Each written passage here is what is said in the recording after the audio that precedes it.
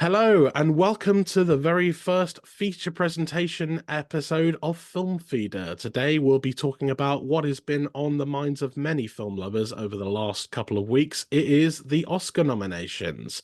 But I'm not going to be doing it alone because I've got two very, very special guests with me. First of all the way from the United States, we have Austin B. Media himself, Austin Belzer. Welcome, Austin. Hi again, Jack. Hi, hello. For those who don't know, I recently did a guest spot on Austin's own podcast where we talked about The Uh, Holdovers, a film which I'm oh, sure we'll be talking about again very shortly. And over in India, we have Ayush Sharma. So thank you very much for joining us, Ayush. Hello, Jack and Austin. How are you guys? oh, good. Just busy as ever. And I did watch the holdovers again. Oh, Yeah. great. Well, it's bears worth repeating. Yeah, it's a great film. So Oscars. Let's. I think it's fair to say that everyone thinks it's a bit of a mixed bag this year. Wouldn't you guys agree? Yeah, it reminds me of 2018, when Stars Born we had a really good year, but then there was just some weird out of the woods picks. Uh Hmm. or 2019. I No, Star Was Born was 2018, so I agree. There were some very out there choices. I mean that, and obviously you had stuff like Black Panther in the mix, and obviously Bohemian Rhapsody, and the eventual winner Green Book, which most people are wishing didn't win Best Picture nowadays. So I don't know. I never understand. I kind of like Green Book, but I guess I'm in a minority when it comes to that. But we don't, it's a bit of an odd mix this year, I'd say. So, I mean, let's just start out right the gate with Best Picture. So, we have 10 films up for the big prize this year. We've got in alphabetical order, we've got American Fiction, Anatomy of a Fall, Barbie, The Holdovers, Killers of the Flower Moon, Maestro, Oppenheimer, Past Lives, Poor Things, and The Zone of Interest. So, that's the 10 that Art Academy has chosen this year. How are we feeling about this selection in general? Because it's quite an eclectic bunch. There's some big ones, some small ones, some international ones. So how are we feeling about this particular lineup? Austin, why don't we start with you? Yeah, of course. I think the first thing that jumps out of me, is Maestro. I've been joking around that the Academy nominated Bradley Cooper just to take it away again, like they did in 2018. Um, but that's the one that really jumps out. All of them have really kind of just been nominated out of those shows: Anatomy of a Fall, Barbie, Oppenheimer, I believe you said. Um, but I will be interested to see how well Anatomy of a Fall does. I don't think it showed up very well everywhere else. I think it only got international. It's been winning international a lot. Yeah, well, the interesting thing with Anatomy of a Fall is because it would have been France's selection for the International Feature Film Oscar, but they ended up going for another film instead, The Taste of Things. And the irony is that film didn't get nominated. It was, I think, apparently, Anatomy of a Fall was not chosen by France's selection committee because director Justine Triet has been very vocal about French President Emmanuel Macron's certain policies, and I think their decision not to put it forward for the international fit is kind of like a quote unquote punishment for it. But I guess the joke's on them because it's been recognized in all the other much major categories, so including picture, director, and a few others as well. So Anatomy of a Fall certainly had a bit of a rough ride, and it's in a way, thinking about it, it's kind of the Argo of this year because, as we remember from that year, Argo was the big one that ended up winning, but Ben Affleck wasn't nominated for the one that everyone wanted, the best director. So there's a very good chance that hostility might seep over uh into the picture category if international features are innovated enough. But So that's what Austin thinks of the initial lineup. But Ayush, what do you think of these 10 nominees for Best Picture?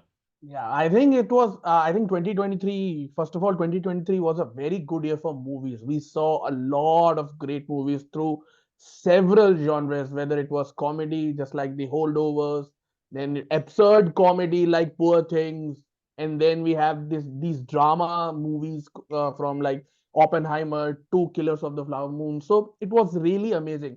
And I was talking about, and you guys were talking about Anatomy of a Fall. So when it premiered in India, so it was a part of the Geo Mami Mumbai Film Festival.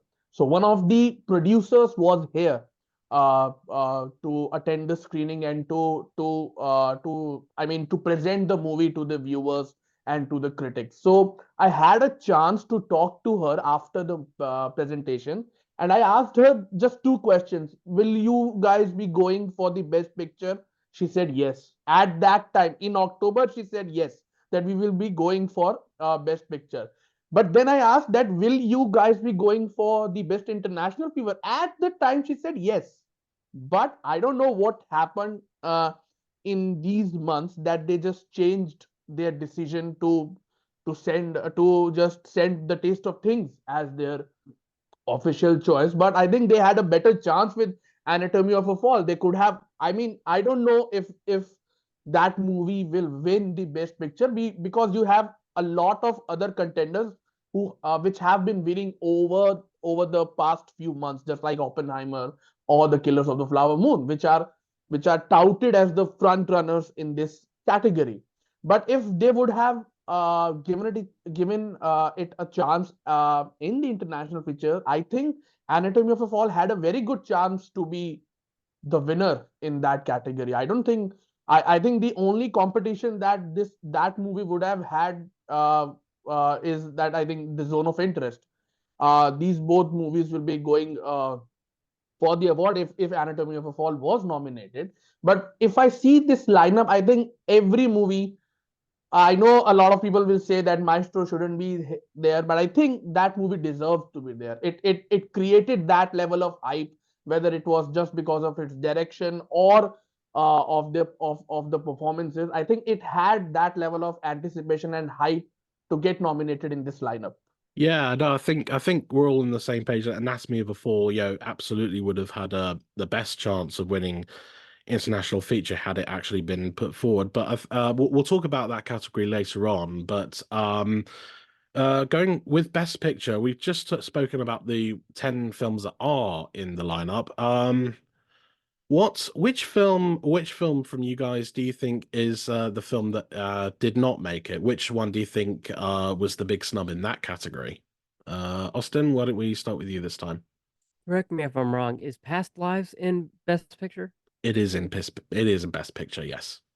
Okay. Then I think the other big one that I really think got robbed. Gosh, I think there's a lot I could say about what got robbed, but I would have actually loved to see Spider-Man in Mm, Best Picture. Yeah. Across the Spider-Verse, I mean.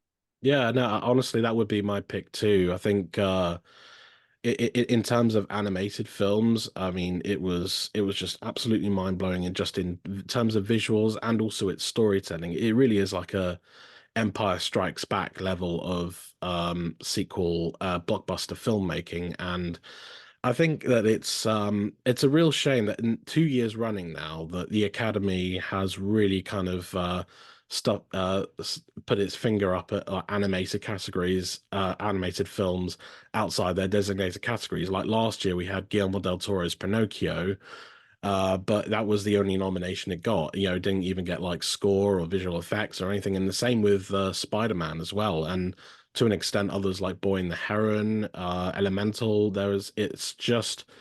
It's kind of upsetting, honestly, to see animation be so disregarded in this way.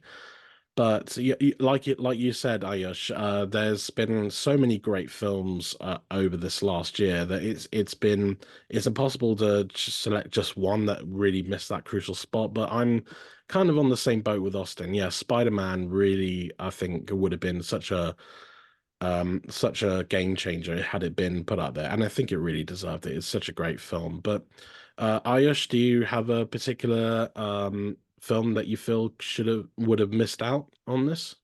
I think I have to. One is this Spider-Man. I think that movie deserved a lot more nominations, just not Best Picture. Just like you said that the score and every other thing that it did well. It everything was, I mean, perfect in that movie. You cannot say that, oh, okay, I didn't like that, or this thing that just pulled that movie from becoming something extraordinary. Everything was great, and I think it should have been nominated for the best picture. And the second movie, I think that I don't know why it failed to make a mark. I think it was Ava DuVernay's Origin. It was such a powerful story, brilliantly acted, brilliantly edited, and brilliantly shown on the screen. Everything was just, I mean, great. But I don't know why uh, uh, they just didn't look. I don't know if they got late or if they didn't even see it, and that's why Eva DuVernay just keep on saying that she doesn't go to big banners now because they just don't believe in her stories, and she has to go somewhere else. I think the Academy is doing the same thing with her, and Origin should have been in this, not just in this category. I think in the best actress also the lead actor should have been nominated for this. Yeah, with Origin, it's been kind of weird because it debuted to fairly strong reviews. I believe it was with Toronto, was it? Did it debut or was it Telluride? One of the major ones anyway, and then it just kind of faded from existence or virtually, like, and then a little bit before the nominations, there was a bit kind of bit of like public support for it, so there was a very good chance that it could have like been this year's To Leslie and actually get us like a surprise nomination at the last minute, but it wasn't meant to be in this case. I thought now I haven't seen Origin. I haven't seen Origin as of recording this episode, but I've heard a lot of people say, it's definitely one that isn't worthy of consideration, especially with Ava DuVernay, who of course a few years ago was in this kind of situation before with Selma, which did get nominated for Best Picture, but it was only like one of two nominations, and a lot of people felt that year it deserved a hell of a lot more. So yeah, it's interesting with Origin that it's kind of met that same fate because I don't know whether it's subject matter or whether it just wasn't promoted enough by Neon, I believe, in the States.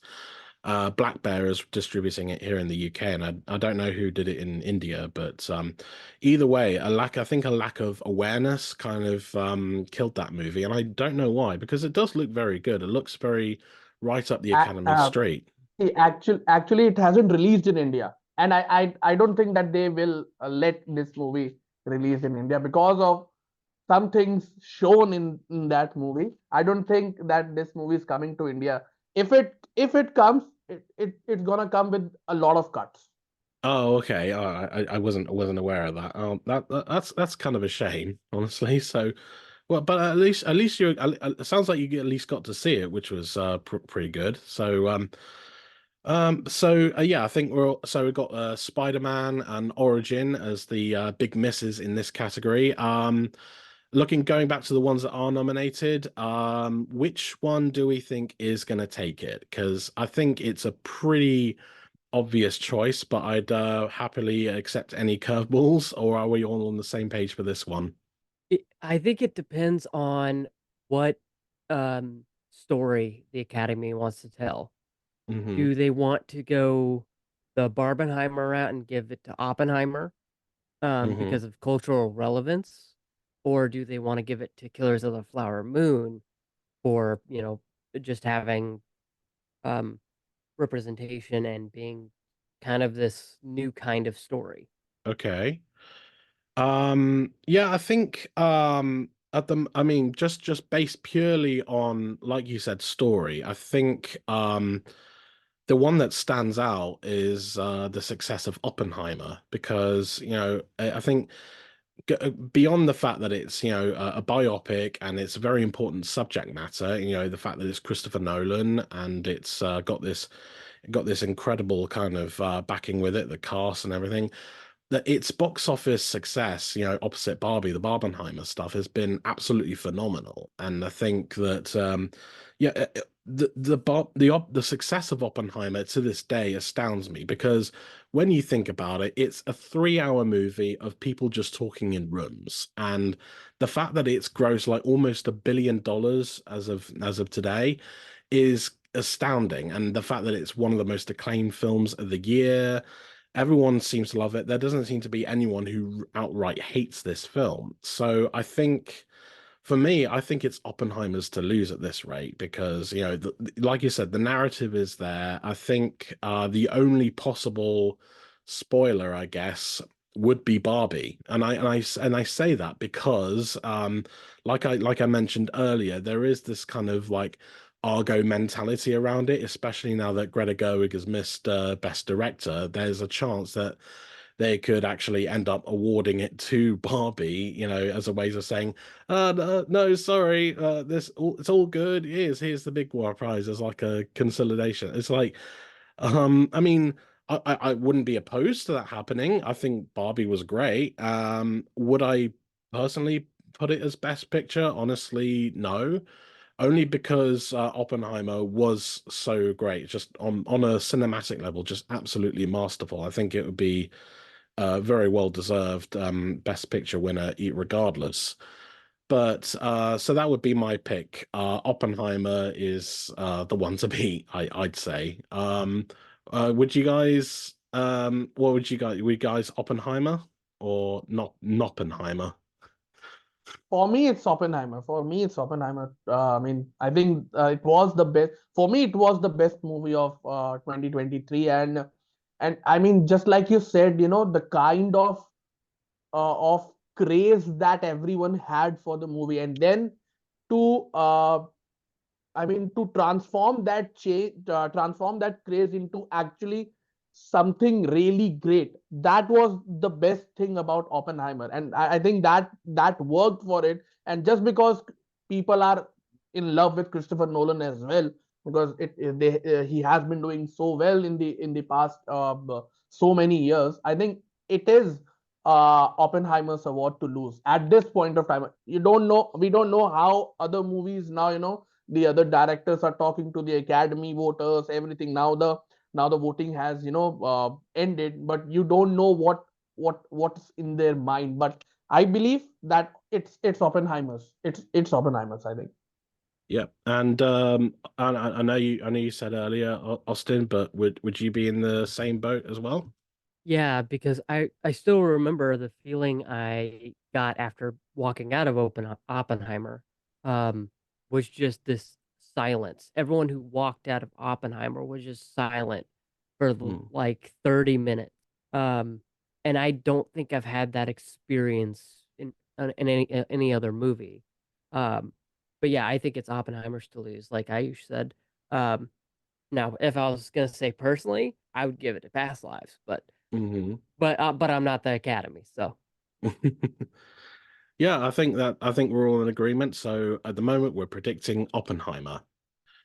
All right, so now let's move on to Best Director, which has been quite a bit of a source of contention for a lot of people.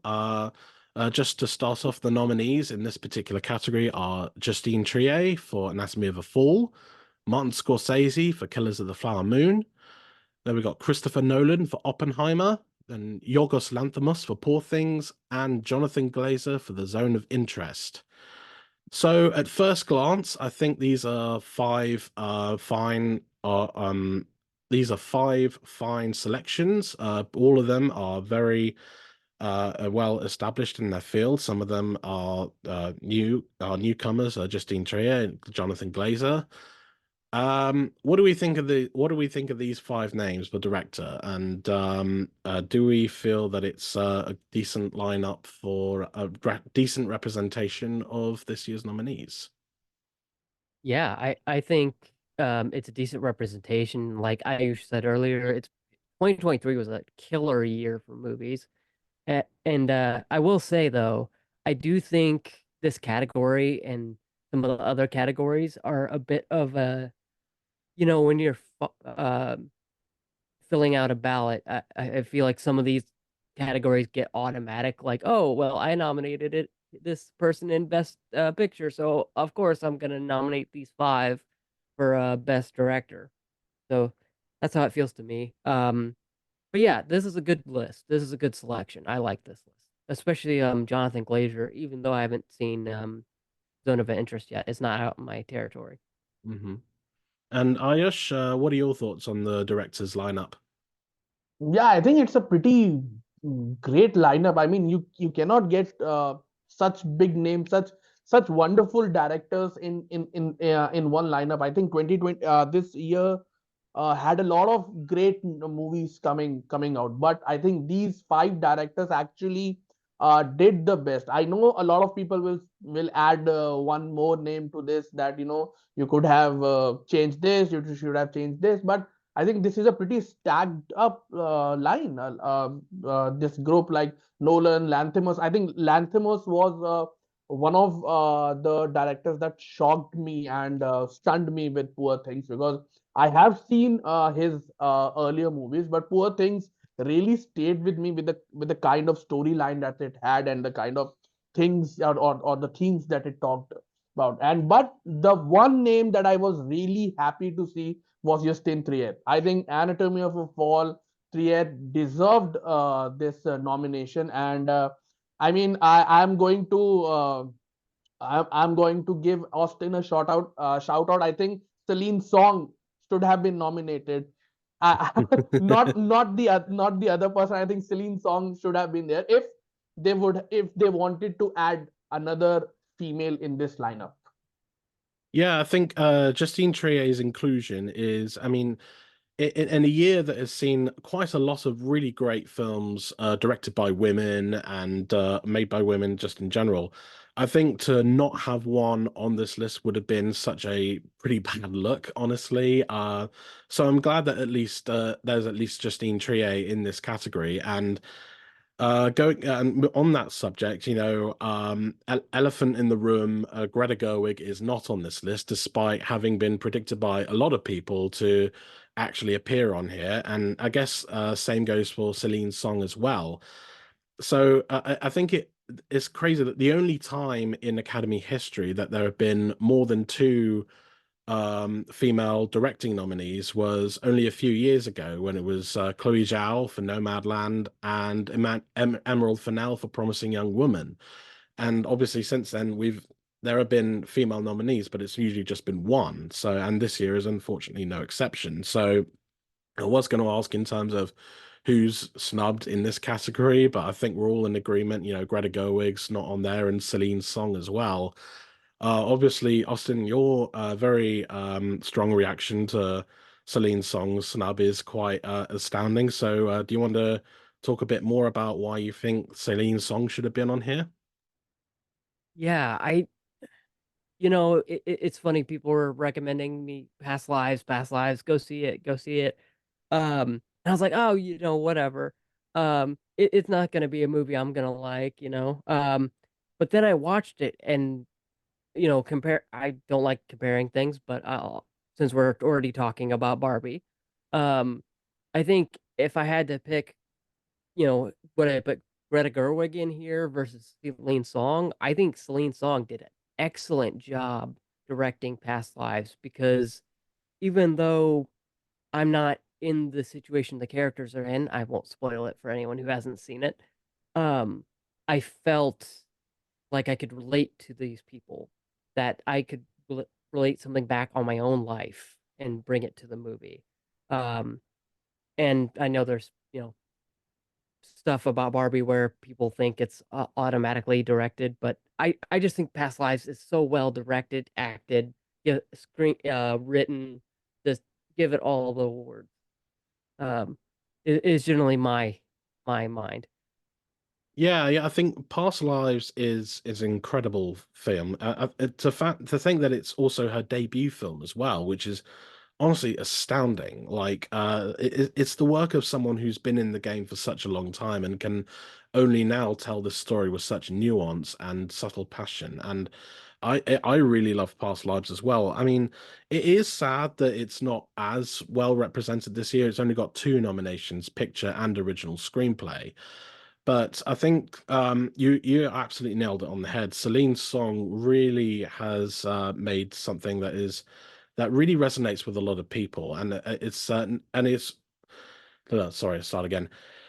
It's a film that no matter where you are in the world and no matter what your roots are, where your ethnic origins lie, it's a film that is really feels universal. And I think it's such a beautifully captured tale of, what could have been, what is, what could be, it's all factors in the past, present, and future so brilliantly. And in a very bittersweet manner as well. Again, without giving away the ending, it's a film that will definitely have you quite on the verge of tears quite a lot. I saw this for the first time at Sundance London, the London equivalent of Sundance, which they run for like a weekend or so.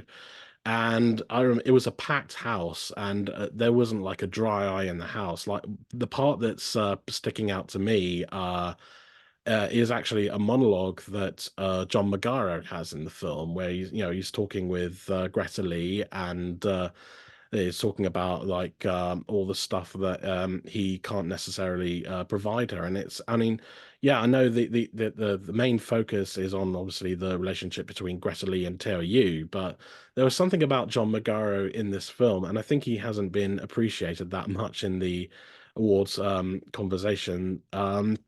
There was something about that particular monologue and the way he delivered it that really kind of got me a bit choked up. So, Past Lives was all around just a fantastic film, and yeah, I agree with you. I think it's a shame that Celine's song hasn't been recognized that much outside of the screenplay category, and the same goes for Greta Gerwig. I mean, she is still nominated, like I said, adapted screenplay, but yeah, there's a kind of a bit of a the main controversy this year is that there isn't more female representation in a year that again has had such great female filmmakers come forward and make some of the year's best films, Past Lives included.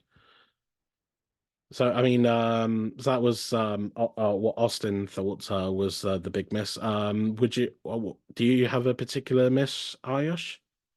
I mean, like I mentioned before, I think Celine's song is the only name that I wanted to see in this lineup. And I think just like you guys were talking about past lives, I think one thing that really stood out for me in that movie is that directors don't make these kinds of romantic movies anymore. They don't. I mean, it just gave me that vibe that we used to see in the 80s or the earlier 90s, where the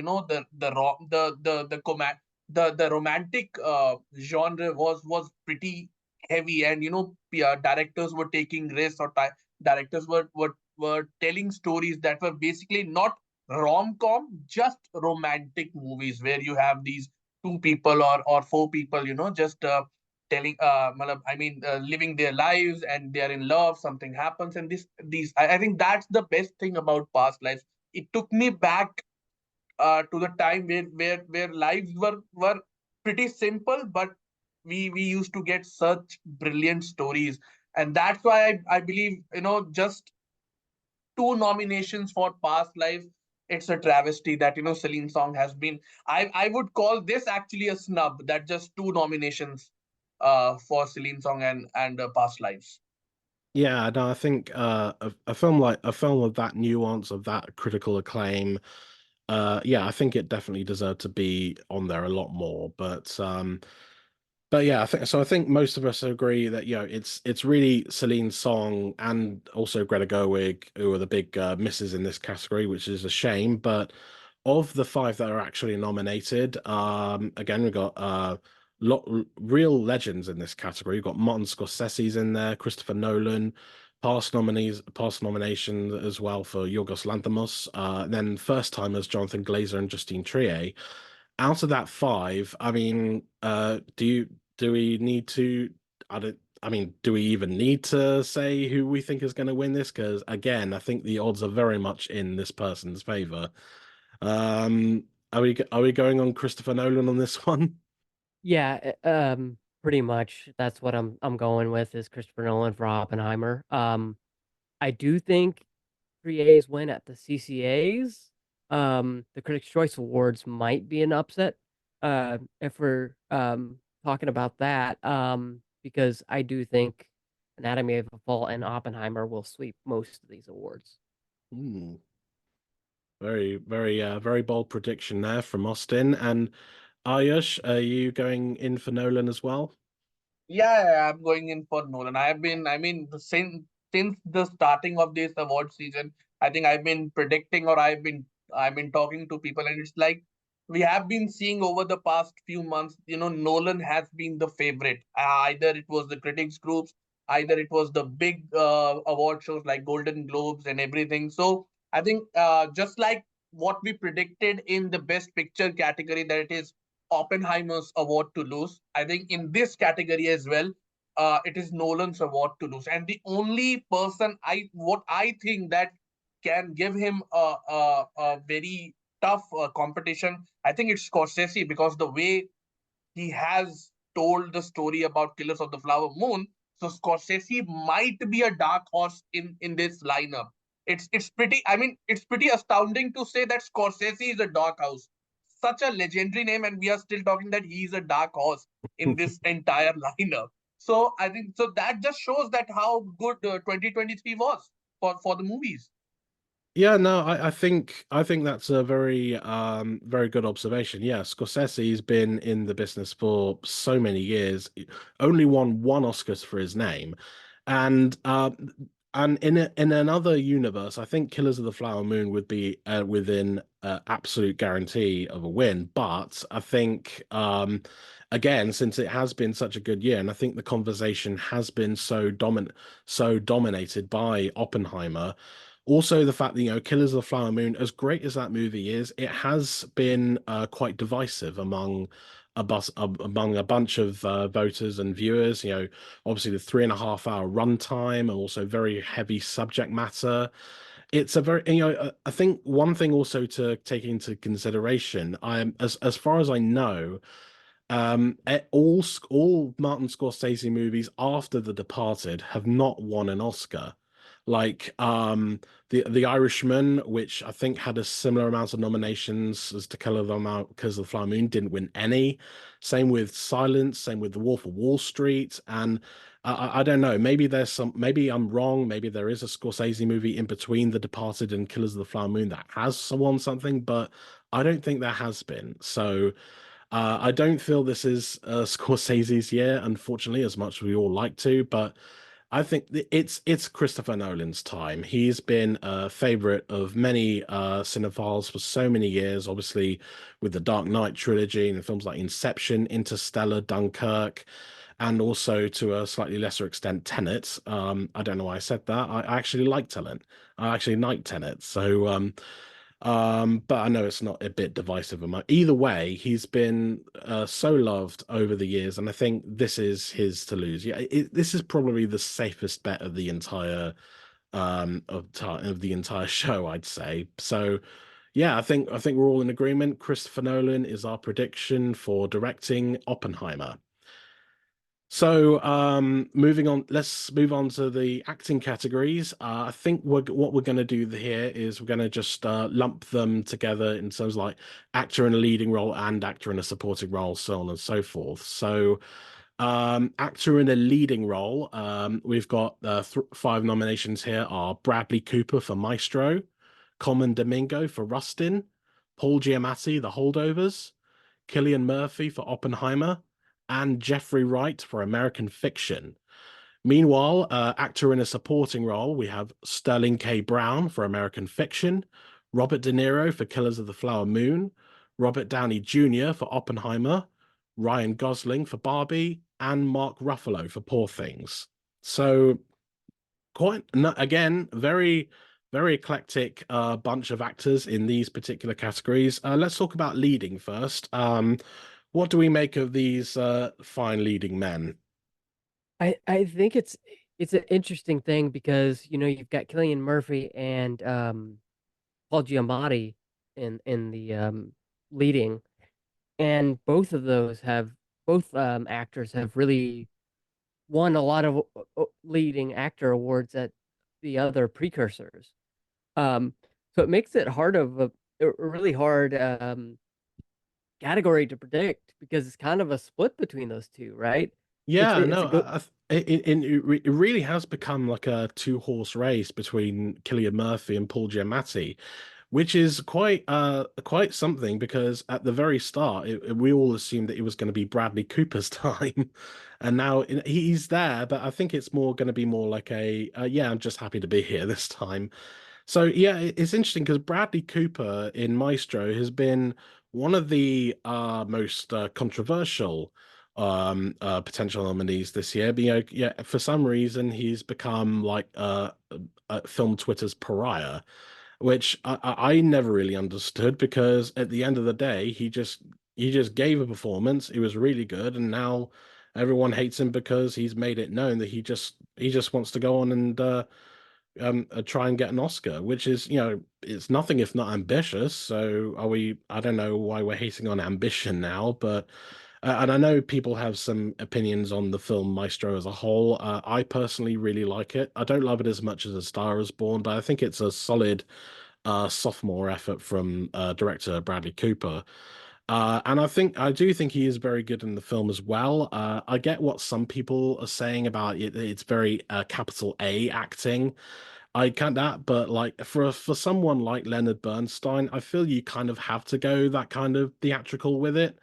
But that's just me. But I mean, do you feel that Bradley Cooper is still a dark horse, or is he pretty much just happy to be there at this point? I think he's happy to be there, like Ryan Gosling when he realized I'm Just Ken won at the Critics' Choice Awards. Yeah, that meme or that GIF, yeah. Yeah, the Yeah, just looking everywhere, it's like, oh, what the hell? I'm actually gonna have to perform this now. Yeah, and what about you, Ayash? How are you feeling about Bradley Cooper in this increasingly tight race between Murphy and Giamatti? I think just like Austin said, that he's happy to be in this lineup, and I think for me, he deserved to be in this lineup. I won't say that he deserves to win this time, but he deserves to be in this lineup because the kind of performance that he has given. I mean, you could see how deeply or how this guy embodied this Leonard Bernstein's character into him, and you could see in every frame that he is trying to give his 110%. That cathedral scene, that alone, that one scene just made you feel the kind of acting that he does. And he's pretty brilliant. And I know that he's not going to win this time, but I think his time is also coming. Just like we are saying that for a lot of nominees that it is his time or it is her time. I think Bradley Cooper's time is also coming, and in the coming years, we are going to see him winning an award pretty soon. But for me, this category is all about Cillian Murphy and Paul Giamatti, and I mean such contrasting performances. Murphy's performance is just pure seriousness. Then we come to Paul Giamatti, goofiness, everything, the kind of insults that he gives in the entire movie. I think in a perfect world, you could have given Paul Giamatti award for that one perfect thing that he said in the end of the movie. You are penis cancer, and I think Yes. I would have given him every award for that line. He said that with so much I mean, to perfection. So I think Giamatti and Murphy are the two front runners, and let's see. But I think I would be happy if either of them won. Yeah, I think either one would be a very worthy winner. Obviously, Cillian Murphy has been really rising in the ranks over the last years. Obviously, people knew him for things like 28 Days Later, and then working away up, we're working with Nolan in films like Batman Begins and Inception and Dunkirk as well, and obviously leading role status here. I mean, he really nails it. He is just absolutely mind-blowing in the movie. He really brings you into Oppenheimer's worldview, and it's such a fascinating presence. Like I feel like watching him in that movie honestly really makes me want to go on and do a PhD now because Cillian Murphy makes it look so cool and just so chilled and everything. I feel smarter when watching him. And then you have Paul Giamatti, who is equally fantastic. He is clearly loved among the actors branch. It's honestly crazy that he's only had one other nomination, which was for Cinderella Man, which a lot of people feel was the makeup award for not being nominated for Sideways, also from Alexander Payne. And honestly, yeah, I'm kind of in a bit of a tricky situation as well. Like, which one do I feel the Academy will go with? I mean, Cillian Murphy is the quote unquote traditional Oscar performance, but then you have Giamatti, who is just so warm and so lovable in that movie. Like I said, he has insults for days.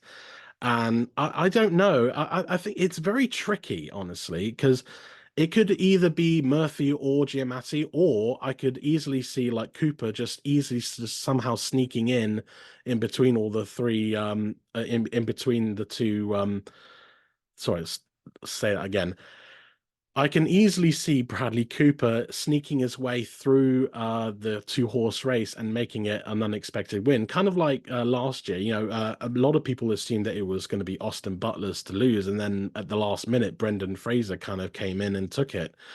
So it could be that. I mean, again, it's not like it's a bad performance by any means. But I think it would be nice if either Murphy or Giamatti took it. And commiserations as well to Coleman Domingo and Jeffrey Wright. They're not gonna win it, but you know what? It's great to see them so represented, especially Coleman Domingo, who is one of the few actors I believe to be openly gay and be nominated for a character that is also openly gay, which is honestly fantastic. I think that there's real precedent for that, and also the fact that Common Domingo has been such a charismatic presence for so many years, and seeing him in stuff like If Beale Street Could Talk, and obviously The Color Purple as well.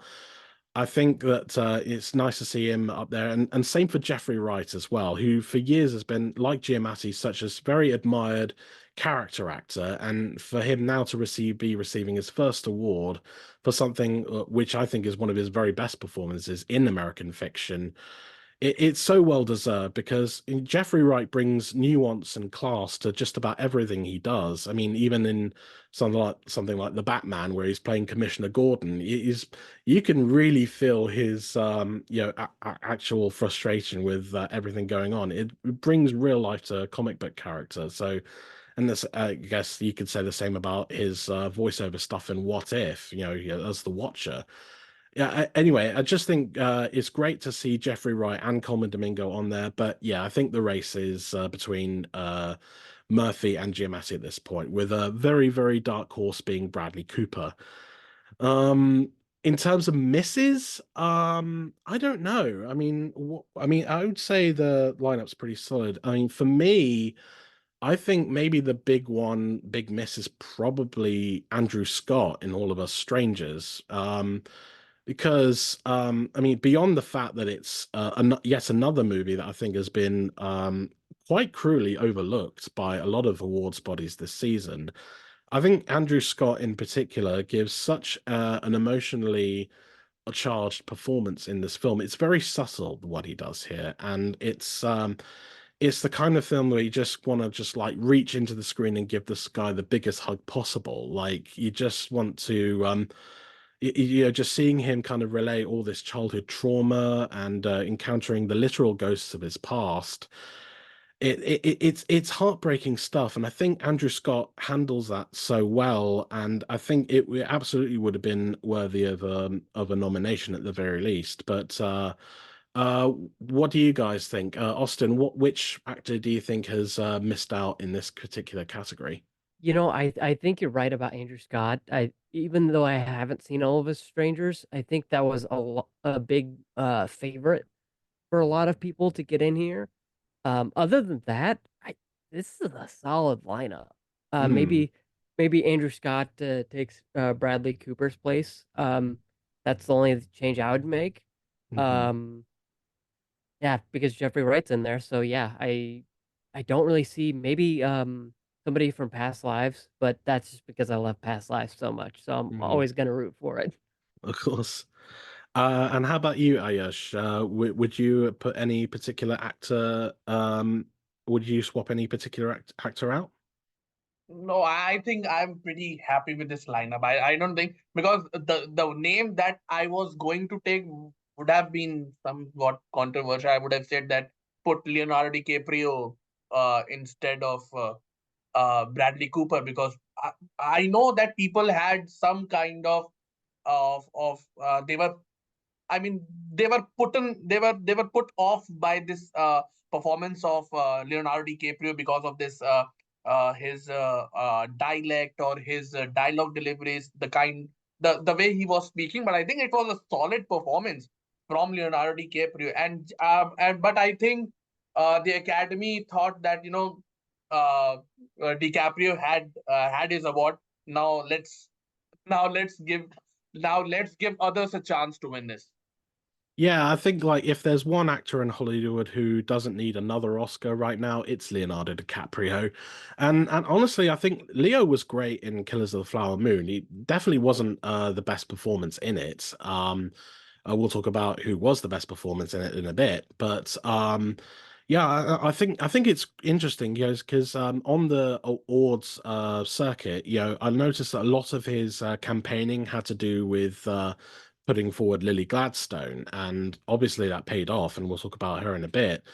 But it seems like he was in that mindset of, actually, I don't want to put my performance on display here. I mean, I think I did fine work, but I want this to be someone else's moment. I don't want it to be like, and I think that's pretty cool, honestly. Again, it seems to have really paid off at the expense of his own nomination status. So good, yeah, I'd say good on him for sitting this one out, especially when, like you said, it's such a crowded field of leading actors. And yeah, no, I think that was honestly a good move. So we'll get back to predictions for final predictions for lead actor in a bit, but let's talk about supporting actor. Just to recap, nominees are Sterling K. Brown in American Fiction, Robert De Niro, Killers of the Flower Moon, Robert Downey Jr. for Oppenheimer, Ryan Gosling for Barbie, and Mark Ruffalo for Poor Things. Again, very solid lineup for supporting actor. I think that the most of the favorites got in. Some obviously didn't. We'll talk about those in a sec. But how are we feeling about supporting actor for this one? Austin, how about you? Very good list. Dominic Sessa not on this list is a big snub for me. Hmm. Um, like I go back and watch my live stream with Matthew Anzalone when we reacted live to the nominations, but that was one where I was scratching my head and internally screaming because it just doesn't make sense. He's been winning awards left and right for the performance, and besides, I think De Niro in this category. De Niro is in this category, yeah. It his that nomination doesn't make sense to me at all. Given what he's, I don't want to say he's in the movie 5 minutes because I'm sure he's in it more, but it seems more like a guest actor spot than anything. And it's Hmm. just like, yeah, and yes, I know that's the role of supporting, but I just, why nominate him? Uh, but but Ryan Gosling would be perfect. But we'll talk about that later when we go to predictions for who will win. But Dominic Yeah, Sessa is a huge mess for me. yeah. Dominic Sessa is, I mean, he gives a fantastic performance, especially given the fact that, again, this is his very first acting role. Like no previous experience. He was literally just hired, I believe, just from like doing drama at school, and he comes in with this a really, really powerful performance. He really holds his own against Paul Giamatti and Devon Joy Randolph. Again, from such a newcomer as well. But part of me isn't too shocked that he's not nominated here again, because he is such a fresh face. And yeah, there have been nominations in the past for people who for their very first acting role, and I think Julie Andrews was a complete novice when she was nominated and won for Mary Poppins. So it is. I'm not too surprised about Dominic Sessa. I am a little shocked that Charles Melton is not on this list because I'm not. I'll be honest. I'm not huge on May December. I do think it's a good movie. I don't think it's as great as everyone makes it out to be. Yeah, it's just kind of eh. But I think Charles Melton, out of that ensemble, Natalie Portman, Julianne Moore, he definitely was the standout. I think he gave a very complex performance, I'd say, and I think that it's a shame that he's not up for it, and especially since he was kind of dominating the field quite early on.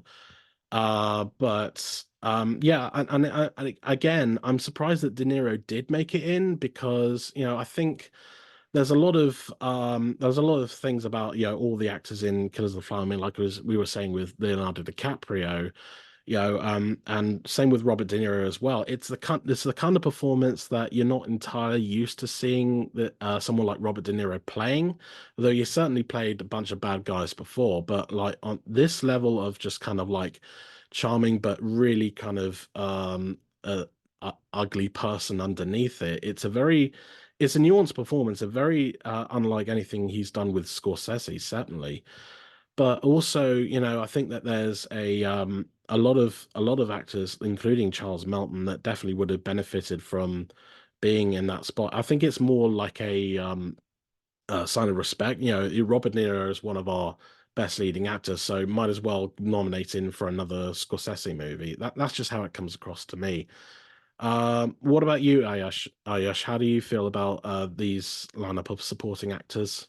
I think it is a pretty great lineup, and I was actually happy to see Sterling K. Brown in this lineup. I think when I saw American Fiction, Jeffrey Wright was great, but Sterling K. Brown was equally good in his role, and he actually did a pretty great uh, he did a pretty great job in uh, presenting his character out in that movie, and the kind of antiques that his character does in these entire movies are pretty great. And but just like you said, Jack, I think Melton was the name that I actually wanted to see in this lineup.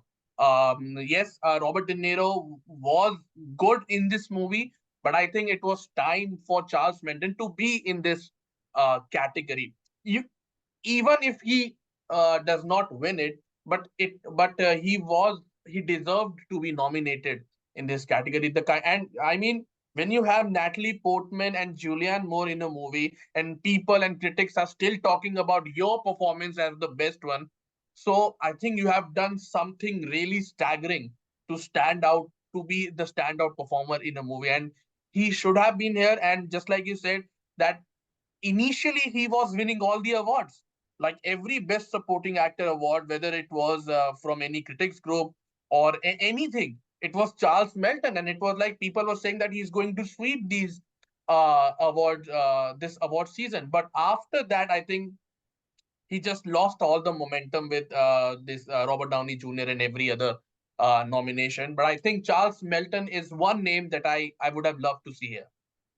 Yeah, no, I'm definitely with you on there. But in a very, very, very selfish kind of point of view, I'm kind of glad that he's not there, only because I love the fact so much that the two front runners for this category are two very popular actors in very well acclaimed performances, one of which being a very serious drama turn, playing a real life character in mostly in black and white, and the other one just being the most technicolor, very campy, but also very surprisingly nuanced comedic performance this side of Kevin Kline in A Fish Called Wonder. I am, of course, talking about Robert Downey Jr. in Oppenheimer and Ryan Gosling in Barbie. I really do feel that this race is between these two. The momentum right now is with Robert Downey Jr., and honestly, it would be a deserved win because his performance in this movie is honestly staggering. Like I love how he introduces his character kind of this very soft-spoken, kind of a bit abrasive, but not but still kind of gentle figure, and then later on you figure out, oh wow, he's got this real vindictive side, and it's really kind of just absolutely defined his hatred for Oppenheimer going forward, and such a brilliant turn portrayed by an actor who has obviously gone through such ups and downs throughout his career. Obviously, there was all the bad stuff he went through in like the 90s, early 2000s, and then, of course, Iron Man comes out and he becomes like one of the most popular actors on the planet. And that same year, he also got his nomination for Tropic Thunder as well, which was a great, great turn. It's kind of turn you couldn't exactly pull off today, but still, yeah. And I think it's so funny that, the last time Robert Downey Jr. was nominated, he got nominated for a comedy performance, and he lost to a Christopher Nolan performance. Now it's absolutely switched because Robert Downey Jr. might well win for a Christopher Nolan film, with his big competition being a comedy performance with Ryan Gosling, who since Barbie debuted has been kind of this unexpected cultural icon of some would say that he's the bigger attraction than even Barbie is, because obviously Ken has the biggest arc in that film. He kind of goes for very it's a very silly performance, and I mean that in the best way, because it's a very immature, that kind of like kind of clingy boyfriend kind of thing. And then he goes to the real world with Barbie. He discovers patriarchy, and he's just in awe at it, like he's a little boy who's just discovered what race cars are for the first time, and he kind of brings it back to Barbie Land, and it's just it's just a child's idea of what patriarchy is, all about horses, big jackets and everything. And Ryan Gosling, what I love about Ryan Gosling in Barbie is that he treats it so seriously. This could be a performance you could just camp up to the extreme and just absolutely just not give an F about it. So I really appreciate that he brings this such nuance to the character, but also while still being very funny. Like, he genuinely has some of the biggest laughs in the movie, and it's honestly, I think if I was to guess right now, I think this is Robert Downey Jr.'s to lose, but I think Ryan Gosling could very well surprise with this. I might even predict like a Jamie Lee Curtis. He could genuinely take it from Robert Downey Jr. if the Academy deems it so fit. And honestly, I think either one of them would be worthy winners. But what do you guys? Are you guys Downey or Team Downey or Team Gosling? Austin? Obviously, I'm going to be Team Gosling because I love Barbie, but putting my heart aside on a shelf for a moment, I think this is Robert. I agree with you, Robert Downey Jr. For Oppenheimer. And, talking about Robert Downey Jr. and Oppenheimer, I realized one snub that I really would have loved to see. Um, I would have loved to have seen Alden Ehrenreich here too. Mm. But you've only got like five slots, so Yeah, Alden Ehrenreich he had a pretty good year, honestly, between Oppenheimer and Fair Play. He's had a good run. I think he's definitely gonna be he's definitely gonna be up for something in the future, because I think he's a very natural talent. And yeah, Robert Downey Jr.'s dynamic with Alden Ehrenreich in that film is quite delightful, and it's so satisfying, especially with like the final line that he gives. It's yeah, no, I think yeah, Alden Ehrenreich is definitely an underrated certainly player in Oppenheimer. But yeah, I think in terms of practicality, I think this is Downey's to lose, and it would be a worthwhile way to honor someone who was and to an extent still is one of the biggest movie stars on the planet, giving a performance that is very unlike him. It's closer to something like his nominated turn in Chaplin more than anything. And I think, yeah, seeing Robert Downey Jr. on the Oscar stage giving one of his very Robert Downey Jr. speeches, I think would be quite a moment in Oscar history. So I'm going to go with Downey Jr. on this, but I would very much be surprised by a Gosling win, and would welcome it too. Ayush, how about you?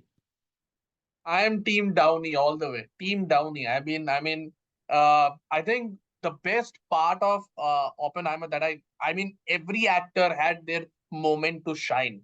But I think whenever Downey was on the screen, he was shining like the sun. I mean, he actually in the last 15 minutes of the movie, he actually ate Killian Murphy as well. He went up the ladder and he was like on some other level of acting that he showed in the last 15 minutes of that movie. So, and it was for years I've been telling my friends or fellow critics or fellow movie lovers that I just want to see Downey taking up a dramatic role. Yes, Iron Man was uh, did turn into a dramatic role when it in the years to come, when it like in the Avengers Age of Ultron and everything, but it had some kind of goofiness in it. But Oppenheimer was just pure drama, pure seriousness. He had to show his other side of his acting skills. And I was so happy when I saw Robert Downey Jr.'s name in that cast, and I was like, okay, now I think I'm going to see a performance from him that I have been longing for years. And when the movie came out, I was like, yes, I wanted to see this performance from Downey Jr. and he just completely nailed it. So yes, in these names, I think Downey Jr. is my favorite as of now. But yes, just like Jack, you said, I think in this entire lineup, the only man that who can beat him is Ryan Gosling because he was so wonderful in that movie, so colorful, so vibrant that you just wanted to hang out with him. I mean, you just like, okay, come on, just let's go out for a walk and just talk. So he was so amazing in this movie. And I think when we are talking about snub, I think another name that I should have that should have been here was Willem Dafoe. Willem Dafoe was really amazing in Poor Things, and I think that I know that they nominated Mark Ruffalo, who was really great, but I think Willem Dafoe could have been here as well. Yeah, no, that's actually a good point. Obviously, Willem Dafoe in Poor Things, it's a very soulful turn. Like you can see, like it's a one that's definitely covered in all that makeup and stuff, all that scarring. But he's very good at just letting you see the human underneath it. Like he's a very tragic kind of thing. You find out all this stuff that happened to him across his childhood and being experimented on and all that. And he's very sympathetic in that regard, and you really do feel this kind of this deeply human soul underneath all of that monstrous makeup, and I mean that in a good way.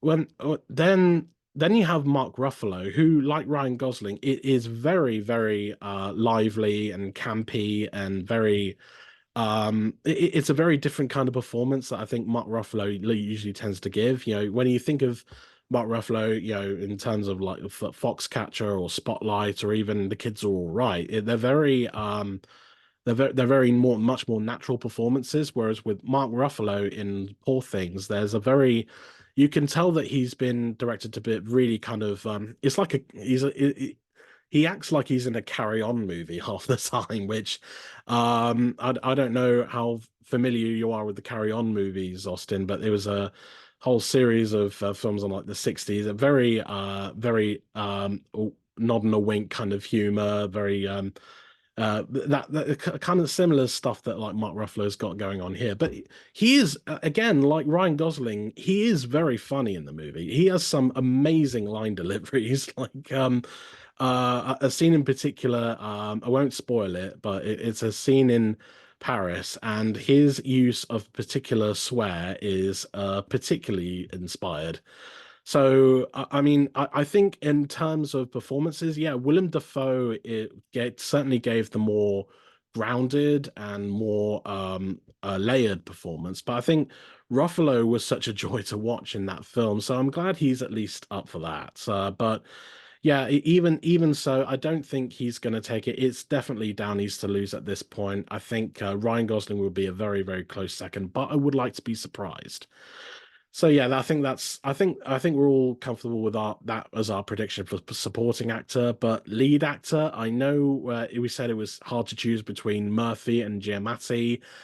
I don't know, honestly. This one's kind of hard to predict. I am just going to I'm just gonna flip a coin and say I think they're gonna go for Cillian Murphy, only because it's the more traditional Oscar performance. I think it's the one that certainly has a lot more love and passion behind it. Not that Giamatti doesn't, but like, I think either one of them would be worthy. But I would say I think it's Cillian Murphy for me. What about you guys? If you had to choose one, and I know it's difficult. I mean, you're right. Murphy is getting the momentum now, after the CCA win. So I'd say him as well. Um, yeah, that's what I'd say. And Ayush, on your um snub of Defoe, if I was gonna give Defoe anything for any acting award, I'd give it to him for Inside, which came out early last year. Go check Hmm. it out on Peacock or Prime Video or wherever it's streaming. I don't know where it's showing in the UK, but that's where you can find it in the US. And how about you, Ayush? If you had to choose between Cillian Murphy and Paul Giamatti, which one do you think you'd go for? I think I'd go for Killian Murphy because the kind of performance that he gave and the kind of, I think, the responsibility that he had to portray this character to the audience, because for a lot of people he is the villain, because he created such a thing that that has destroyed the world, and that if you like two countries are going up against each other, they just say that we are going to use this bomb and everything is going to be finished. But so that's why, to portray that character, to bring out the humanity in that character, that we as a viewer, we start to sympathize with this man. I think Murphy did it very well. And also, one thing that I've seen over the years, that the Academy goes to pick a winner from the from for a movie that is more into this drama genre. I mean, they have left out musicals, they have left out comedy movies, and they have given this award to the people who are more into this drama genre. I think just like we saw during Dallas Buyers Club and The Wolf of Wall Street, everyone was thinking that Leonardo DiCaprio should have won, but in the end, Matthew McConaughey won. So I think is also one of the reasons that I think Murphy would win this award. Yeah, no, I think that's a very good point. I think it definitely ties in with the fact that it's very likely to win the bigger prizes, picture and director. So I think a nod for Murphy would be the most appropriate. But if they decide to go for Giamatti, it wouldn't be the wrong choice either. So, but I think for now, I think we're gonna just predict Cillian Murphy as winning Best Actor for Oppenheimer. So, moving on now to the other two categories for acting, we have for actress in a leading role, the nominees are Annette Bening, Naiad, Lily Gladstone, Killers of the Flower Moon, Sandra Hüller, Anatomy of a Fall, Kerry Mulligan, Maestro, and Emma Stone, Poor Things. Meanwhile, for the supporting role actress, we have Emily Blunt, Oppenheimer, Danielle Brooks, The Color Purple, America Ferrera, Barbie, Jodie Foster, Naiad, and Devine Joy Randolph for The Holdovers. So let's talk about lead first of all. I think the big surprise of this one, obviously, Annette Bening getting in for Naiad. Same for Jodie Foster too in supporting. I know this has been a lot of a source for a lot of division, especially because of the fact that Margot Robbie was not nominated in place of Annette Bening. How are we feeling about these five particular performances in the leading category? I know there's a lot of stuff to say about Annette Bening, but yeah, Austin, what do you make of these five women? Yeah, Naiad shouldn't have been nominated at all in any category. Like, I watched the trailer and I was like, yeah, no, I'm good. Um, but yeah, I think that if you take away Annette Bening from this category, it's good. Just replace her with Margot Robbie or Greta Lee. Um, and then you have a solid category. I just don't get the Naiad nomination at all. I really don't. And how about you, Ayash? Are you on the same boat as her, ironically, with Naiad? I just no, sorry, just let me ask that again. Are you on the same boat, quite ironically, with Naiad? I think Naiad was good, not like great anything or something extraordinary, but Annette Bening was good. But I would have given my entire life to nominate Greta Lee in this category, because I mean, she was phenomenal in this in that movie, and she should have been recognized for her work. And I think when we talk about this entire category, the snub everyone is talking about why Margot Robbie is not nominated, it is a very subjective kind of criticism or subjective kind of debate that we are having. You are just pushing one name into this a whole debate just because the movie had a title or theme belonging to something really personal to you. But that doesn't mean that you can just base the entire debate to this one nomination. I believe I would have loved to see Greta Lee in this. I would have loved to see the actor in the leading role in the film Origin. I'm forgetting her name. She was so On wonderful. Ingenue Ellis Taylor. Yeah. Yes, I would have loved to see her because her performance was really powerful. So I think the kind of debate that we are having in this category is pretty subjective, and people should not just name one actress and why she was not nominated and then write a 2,500 word piece that why she was not nominated and just talk about one actor. I think for me, Greta Lee should have been in this list. Uh, and we could have left out Annette Bening actually. Mhm. Well, I mean, I feel like I'm one of the only people online who, one, saw Naiad, and two, actually kind of liked it.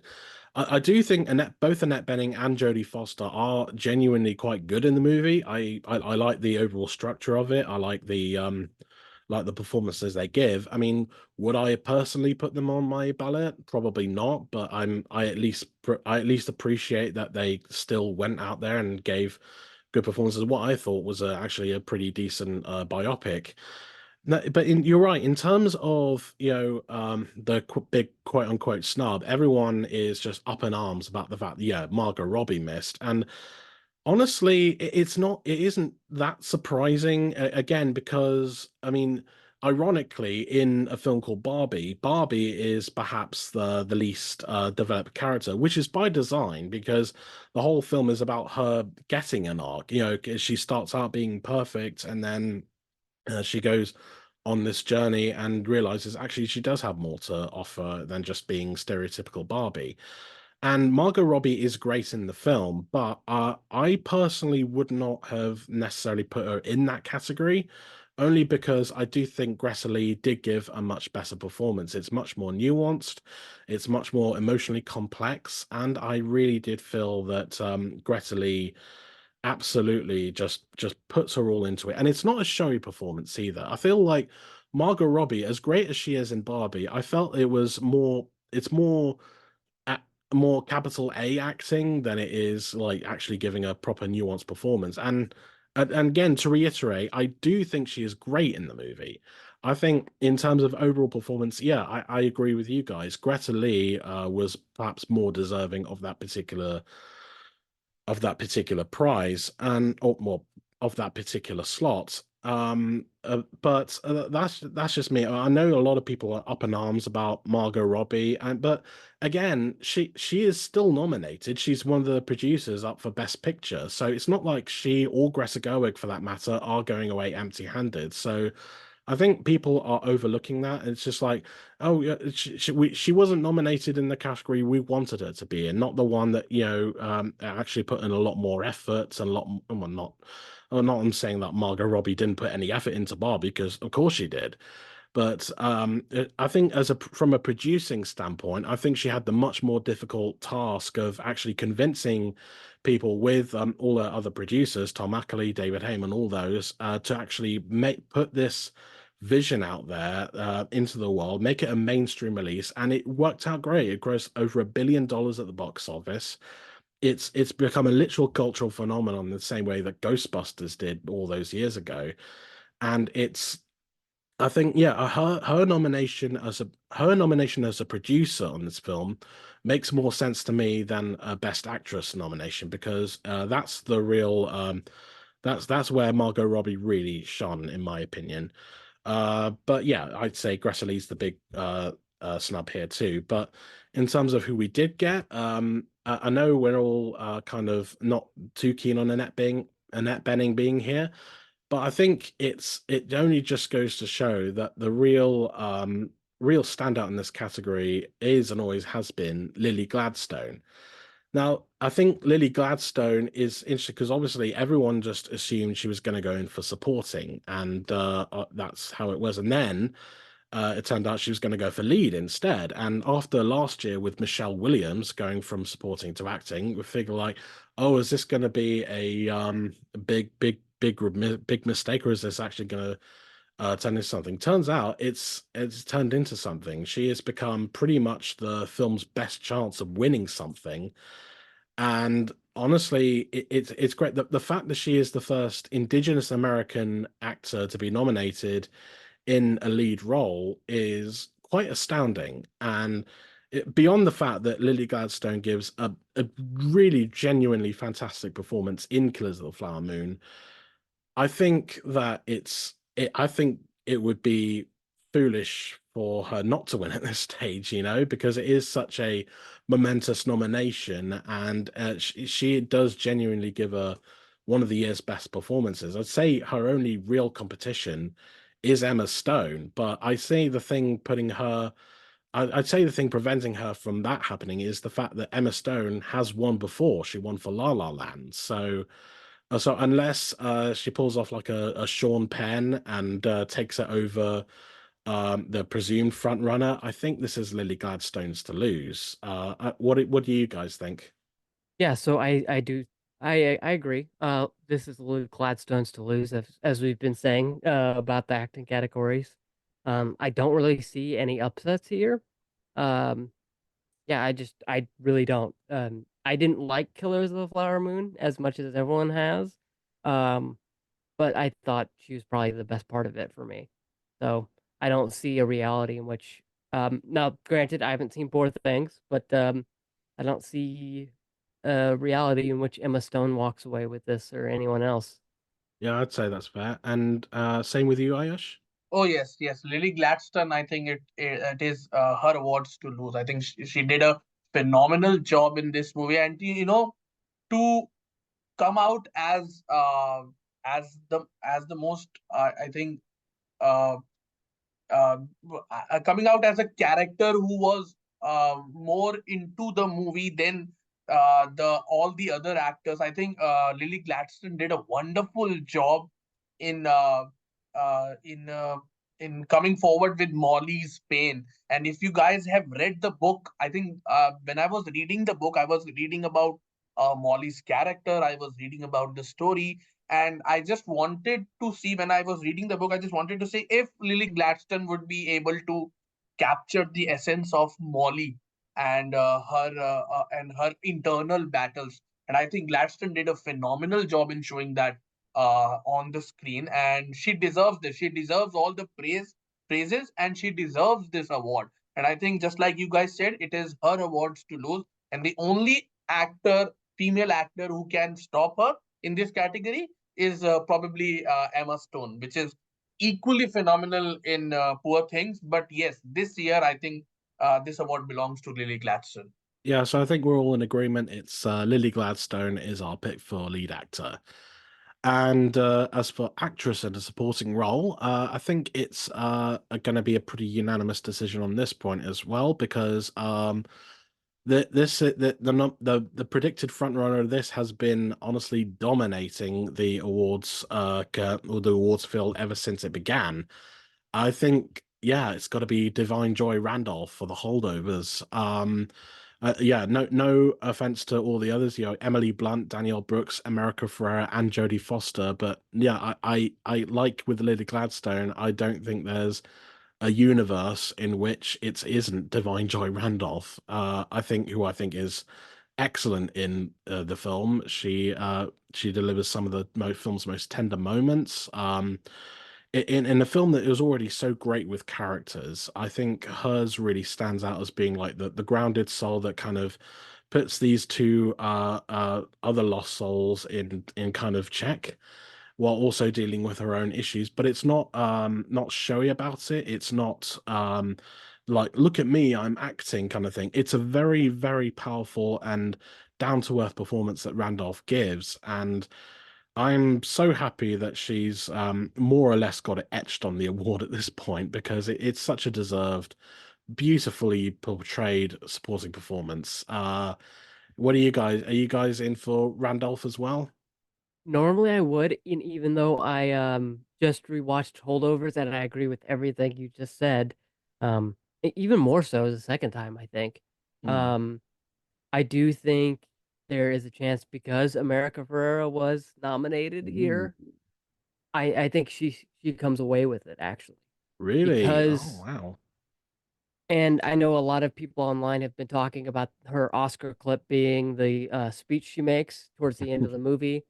And I agree. I think that's going to be the one where, you talk about names being etched. I think her name was etched into the Oscar statuette as soon as that clip hit the theaters, or as soon as Barbie hit theaters. Well, that's interesting because obviously, I think a lot of people feel that the nomination comes from that delivery of that monologue, which is a great monologue, by the way. And it's caught, I'm so glad that it's caught on with so many people. And America's performance in that is quite astounding. It's just perfectly nuanced. It's very Greta Gerwig, and I mean that in a very good way. You can tell that it's Greta Gerwig, but it's told through America's voice, and it's just so much more powerful. I hadn't thought of that. I never would have thought of maybe her as a potential upset because there is so much industry support behind her, especially after I think she won the special award at the Critics' Choice Awards, and I think that might have even pushed her over the edge for the nomination here. I don't know. I mean, maybe America, but I would have said maybe the one to look out for is honestly Danielle Brooks in The Color Purple because I think yeah maybe okay I don't think she'll win, but I think the performance is such a powerhouse. It really is. She really is a force of nature in that film, and I'm really glad that she's like even if she's the only nominee for that film. I'm glad if there's anyone going to be nominated, I'm glad it's Danielle Brooks because she all but walks away with that film. I mean, my God, there's the performance and a half. But no, I'm gonna stick with Randolph as the one to beat. I think yeah, interesting. I never would have considered America Ferrera as the potential upset, but you're right. Yeah, there is that drive behind her, especially after that monologue. So that's an interesting one to look out for. What do you think, Ayush? I think, I mean, I am going to go with Randolph. I think Randolph deserves it. The kind of the I think when the movie, I think the entire mood changes when Divine uh, performs that scene in the kitchen. That the entire scene that happens, and how she manages to come out with her feelings. Like, I mean, the moment, I think the way that she says "Don't touch me" was even, I mean, it just broke me that okay, the way she said it and the entire scene, how it played out, how Randolph just completely took this situation in her whole hand and said, "I'm going to kill this scene," and she actually did it. And for the entire movie, she just did that. And I think that's why Randolph is my choice. And when it comes to America Ferrera, I think she was brilliant in Barbie. But I think, just like you guys said, I think that monologue changed everything. If that performance was great, I think for people it certainly went to extraordinary for just because of that one monologue. And I think Austin is right. She could be the dark horse in this category and just go away with this award. Let's see what happens. I think before these Oscar, we have to keep an eye on what happens at SAG. I think that would be very important to see the acting winners, because if Murphy or Lily Gladstone win this, I think Murphy and Gladstone will be the favorites. But if Giamatti and any other actress takes the award, then it will be a very difficult competition, very tough competition between the actors. Yeah, no, I think Screen Actors Guild is definitely one to look out for, and I would say BAFTA as well, but Lily Gladstone's not up for BAFTA, which is quite a shock.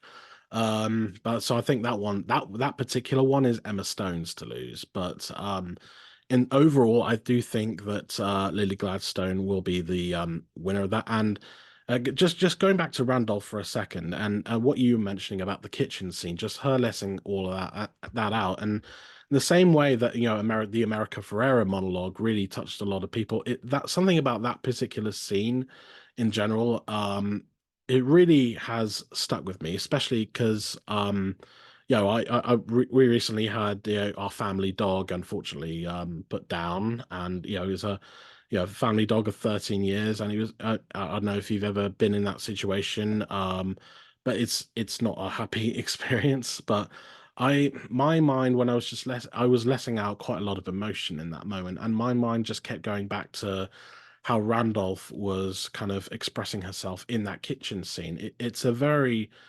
powerful, a quite heart-wrenching moment where she just realizes that the people in her life are just gone. And it sounds weird to compare that with talking about a family dog, but it's not easy losing a loved one, and I think Randolph really captured that so well. And I think just for that moment alone, I think she's going to be the one to take it home. So I'm predicting Randolph. I'm guessing you guys are as well, with America Ferrera just very, very not that far behind. And moving on now to our final categories for this episode, we're going to look at the screenplay categories. So, original screenplay, where the nominees are Anatomy of a Fall, written by Justine Triet and Arthur Harari. Then there's The Holdovers, written by David Hemmingson. Maestro by Bradley Cooper and Josh Singer. May December, Sammy Birch and Alex Mechanic, and Past Lives, Celine Song. Original screenplay. So let's talk about that one first. Obviously it's interesting because again, Barbie was supposed to have been here, but then it got designated adapted instead. We'll talk about that in a bit, but that's obviously left a huge gap in this particular category. And honestly, I think the ones to really kind of pay attention to are The Holdovers and Past Lives. Now, if there is a category that I think Past Lives should be recognized in, I think it could be this, because if we remember from last year, Women Talking also got 2 nominations for picture and screenplay, and it ended up winning screenplay. So I think that there's a very good chance that could repeat here as well, but in the original category. Otherwise, I think David Hemmingson has a very strong chance of taking it home for The Holdovers. How do you feel about that? Do you think it's a race between Past Lives and The Holdovers at this point for original? Yeah, I actually think it might even be a three-way race with American Fiction being like the dark horse. Oh, Um, that's adapted screenplay. oh, that's adapted. Yeah, Sorry, I was looking at my predictions for the nominations, so I got confused. that's Um, cool. but yeah, so yeah, I think it's a two-horse race in that sense. But yeah, I think Past Lives is probably gonna walk away with it just because I think that's the only real I, I mean, just like you said, I think it's gonna be the one where you're not nominated in acting, you're not nominated. The only other one you're nominated in is Best Picture, and as much as I love Past Lives, it's not winning Best Picture. Um, but I think it has a real chance here. But I do think it goes to The Holdovers just because of how it's written. So Mhm. Although I would say as well, just thinking about it, Ayush, I don't know if you agree with me on this one, but another one to look out for is definitely a spoiler, Anatomy of a Fall, because it's already picked up the Golden Globe for screenplay, and it's also, up for all the other Oscars, Best Picture, Director, Actress, all that. So if there is one, I don't think it has much of a chance in those ones, but if there is one that it has a very good chance in, it could be screenplay. I mean, what do you think about that, Ayush? Yeah, I think it's a three-way race. I think yes, the holdovers, the past lives, both these movies have really good screenplays. But I think Anatomy of a Fall could be a dark horse in this because I think because it has a nomination in the Best Picture. It has already won at the Golden Globe, so it is picking up a kind of momentum at the right time because winning Golden Globe and then going on to be nominated in this category at the Oscars, I think Anatomy of a Fall has a very good chance to be the winner in this category. But I'm still going with, as of now, I'm still going. I would like to go with Past Lives. I don't know. I just feel that uh, uh, the way that the story has been shown on the screen and the way that it has been written, I believe Past Lives is pretty close. I mean, as something someone who loves such stories, I think Past Lives for me should be the winner in this category. But it's like Austin said that it is very hard to choose from the holdovers and past lives. But I would go with past lives. Yeah, I think it's definitely it's certainly likely that it's going to be past lives, but I mean I wouldn't hold it against the holdovers or even Anatomy of a Fall if either of the one of those took those as well. I think Maestro and May December, they're just happy to be there, but yeah, I would say the momentum might be with Past Lives, only because, again, it's the only other nomination for that film. And as we saw last year with Women Talking, that might just be all it needs. And it's not like the holdovers is going to go empty-handed anyway, because it's probably going to win for Divine Joy Randolph at the very least. So yeah, I would say that this might be Celine Song's chance to score herself an Oscar for a debut feature, which again would be fantastic. So I'm gonna say this is probably Past Lives for original screenplay.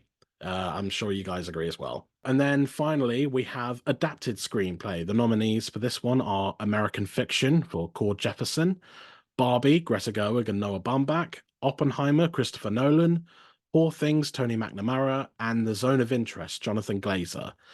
Now, the thing about this one, before I just put it over to you guys, I think it's very, very telling that Killers of the Flower Moon is not on this list. It's actually I was actually quite shocked by this one, or when the nominations were announced, because you'd think, because it was the Eric Roth and Martin Scorsese wrote the script, and obviously it's based on this massive like non-fiction book.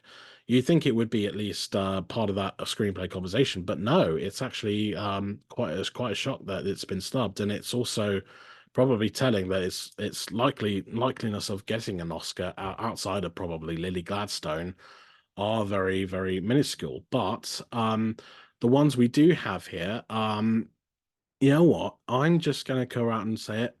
I think this is going to be Barbie, and I say that because it's of these five screenplays, it's probably the most ironically an adapted screenplay, the most original. And I would also say, because of the outcry, as it were, for Greta Gerwig not getting in for Best Director, this is probably the best chance she's going to have of actually getting something on Oscar night. So I would say that this is Barbie's to beat, but I think I wouldn't rule out other ones. Like I would yeah, sorry, spray that again. I would not rule out Oppenheimer because that particular screenplay, again, full of a lot of people talking in rooms, but it's the dialogue is just fantastic. And I would also put as a dark horse American Fiction because, and I think Cord Jefferson, who it makes his debut here, he's really created this very smart and very thoughtful satire that's also in one way, in some ways, a human drama. And it balances those two tones so well. And I think Cord Jefferson is a very, very bright talent. And I don't know if he'll actually make it this time, but to be nominated for something like this with his debut feature, obviously he's written for stuff like Master of None and Watchmen in the past TV stuff, but coming in with his first feature and having it be this is something that I think the Academy is going to take notice of. But I think that this is, and it should honestly go to Barbie. What do you guys think? Do you think this is Greta Gerwig's to lose, or do you think something else could take it? Put plainly, no, it is not Greta Gerwig's Oscar. Oh, Uh, because like you said, even though it's adapted, I think it is the most original. Um, so I know a lot of Oscar voters are sensitive to category fraud. Um, because I think, and let's go back in time to last year when Glass Onion moved from original to adapted. Um, and I think that's what really started this, and the only reason why Barbie is even adapted to begin with, because well, it's technically based on the doll, um, and so I think for that reason, I think Oppenheimer is winning it. But it's interesting you say that you're shocked by Killers of the Flower Moon being snubbed because I'm actually more surprised that Are You There, God? It's Me, Margaret isn't in oh, here. oh yeah, that one was really good. Um, Lionsgate was campaigning really hard for that movie, to the point where Rachel McAdams was even kind of slyly um, promoting it, I think. Um, but but not in the way as to not anger the Oscar voters, like what happened with to Leslie. Um, but yeah, I think this is Oppenheimer, cut and dried. I do think American Fiction has a chance, because it's gotten nominated at other categories, at other award shows. I mean, um, but other than that, I think this is Oppenheimer. I mean, it's based off the book, which everyone loved. Um, American Prometheus. I think there's a longer version of that title, but I can't remember the full title. Mhm. Um, and that's what this is based off of. Uh, I think Oppenheimer takes it, but I'm really upset that Are You There, God? It's Me, Margaret isn't in this category with how many, you talk about Killers of the Flower Moon having this legacy of the book, but Are You There, God? It's Me, Margaret arguably has the better legacy because that entire first trailer, if you think back to it, was like, hey, do you remember the book that came out in what, the 60s, the 70s? Um, that was the entire selling slogan for the first trailer. In fact, I think it was even the slogan or something like that. Yeah, no, I think yeah, that's a good point. Yeah, Are You There, God? It's Me, Margaret. Yeah, it was definitely one of my favorite films of last year. And the fact that it is, based on such a loved book, by Judy Blume. Yeah, I am a little surprised that it's not caught on as much this year. But again, I think that's a testament to just how many great films there were over the last 12 months, that something like Are You There, God? It's Me, Margaret is considered a snub. Yeah, that's honestly quite impressive. But yeah, interesting. You're going Oppenheimer for screenplay. Again, I would not be too upset if it did end up winning, because I do think the dialogue and the way it's structured is quite incredible. But I'm sticking to my gut with Barbie on this one. Ayush, are you team Barbie or team Oppenheimer on this one? I'm always Team Oppenheimer Oh, in every sense. I'm always Team Oppenheimer. I'm So I'm going with outnumbered. Oppen. I'm outnumbered. I mean, I'm Team Oppenheimer, but I think this is one category. If Barbie wins, I wouldn't be too angry or too frustrated or too sad about it. Okay, because I think Barbie, I didn't like the movie as much as others would have liked it. But yes, I would say that the story and the screenplay was really, really strong and powerful. And the way that it turned into a story about like womanhood and everything else, it was pretty. It was showed pretty fantastically on the screen. So yeah, I think, although I believe that Oppenheimer would win it. I would want Oppenheimer to win this award, but I wouldn't be sad to see Barbie winning this. So I think I will be very happy if Barbie wins it. But I'm team Oppenheimer on this one. And as you said, I think Are You There got It's Me Margaret should have been nominated. Not just for this, I think Rachel McAdams also deserved a kind of nomination. I mean, I loved her performance, and I mean, if I was an Academy voter, I would have campaigned it. I would have campaigned for it, because it was such a beautiful film, so beautifully portrayed on the screen. So yeah, I think it feels like a snub for me as well.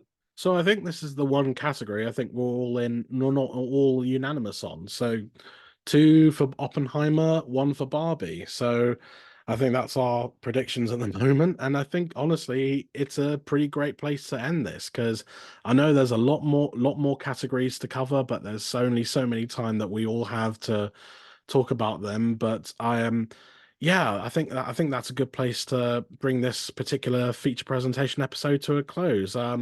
Guys, thank you so much for joining me on this. I'm really grateful that you were able to take the time to talk about all these wild and crazy Oscar nominations. And I know that there's a lot of places that people can check you out. Austin, where can people find you? Yeah, so you can find me at austinb.media, patreon.com/austinbmedia, um, everywhere on socials as at austinbmedia. I'm not on Twitter anymore, so I'm mainly on Threads, so at austinbmedia everywhere else. Mhm. Check out the podcast, by the way, for Holdovers and Barbie. Yeah, definitely. And what about you, Ayash? Where can people find you online? So guys, you can find me on Twitter with the handle @journoayu, and on Instagram you can find me on @journalistwfh. And if you want to know what WFH means, it means journalist working from home. Yeah. So yeah, so that is the full form, and you can find me on Twitter and Instagram, and my entire feed is full of movies and talking about it. So you guys can follow me, and follow Jack also. Jack, this guy also. Oh, well, thank you very much, guys. I'll put links to all your socials in the episode description, and you can also find Film Feeder's social media handles in there as well. So we're on Twitter, Facebook, Instagram, TikTok, all those good ones. Also, yeah, I've got a Patreon page too, patreon.com/filmfeeder. If you go there, you can vote on future subjects for other feature presentation episodes in the future, as well as also getting early access to episodes and all that good stuff. And of course, you can find Film Feeder on our official website at filmfeeder.co.uk. It's my exclusive home to all my written content, and it's the only place where you can just get your weekly appetite for all things film. So with that, guys, thank you so much for joining me. I hope you all have your Oscar ballots ready as well. If you let us know in the comments or even in reviews, wherever you're listening to, or what you're predicting for the Oscars. And I believe they are being broadcast on the 8th of March on ABC in America and on ITV in the UK. I don't know where they're being broadcast in India. It's on Star Movies. Sky Movies. Yes, Sky Movies in India. Star Movies, Star. Star Movies, Oh, I'm so Star. sorry. Star Movies. Yeah, I'm so sorry about that. See, for a while, the Oscars were on Sky Cinema over here in the UK, but then they let the contract expire, and now it's being on ITV for the first time. So, yeah, Star Cinema. Is that right? Movies. Star Movies. I am so sorry. I keep forgetting. Star Movies in India. All right, so you can check that out. And as always, guys, I'm Jack Martin, your film chef extraordinaire, ready to whet your appetite for film each and every week. That's all for now. See you next time.